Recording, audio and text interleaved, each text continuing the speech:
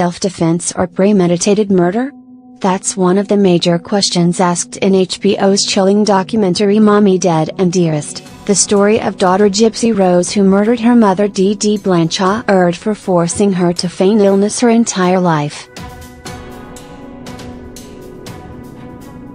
Dee Dee Blanchard's bizarre behavior is attributed to Munchausen's syndrome by proxy, a controversial psychological condition in which a caretaker pretends that the person they are caring for is sick when, in fact, he or she is not. Oftentimes diagnosed in adult women have had a long history of abuse, Munchausen's by proxy is considered to be one of the worst forms of child abuse. And behind closed doors, Dee Dee was committing just that. Never wanting to part with her daughter, Dee Dee was giving Gypsy seizure medication that caused her teeth to fall out, forcing her to sit in a wheelchair, and shaving her head. Embracing the pity of the world, Dee Dee and Gypsy were accepting financial donations and free trips to Walt Disney, courtesy of charities like the Make-A-Wish Foundation. According to Dee Dee, her poor little girl was dying from multiple ailments like leukemia and muscular dystrophy, but in reality, Gypsy was growing in vindictive bitterness.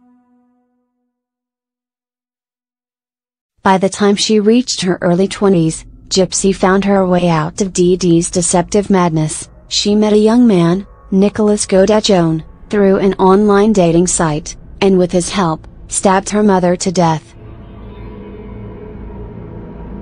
On June 15, 2015, Dee Dee and Gypsy's joint Facebook account published a post that shockingly read, that BTCH is dead.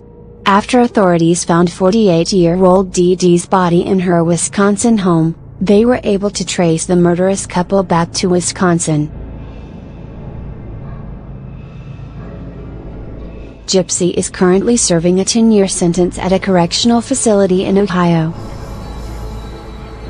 Through photos, interviews, and exclusive one-on-ones with Gypsy herself, HBO's Mommy Dead and Dearest explores how a seemingly happy mother-daughter relationship could harbor a nightmare of deception and turn so dead wrong.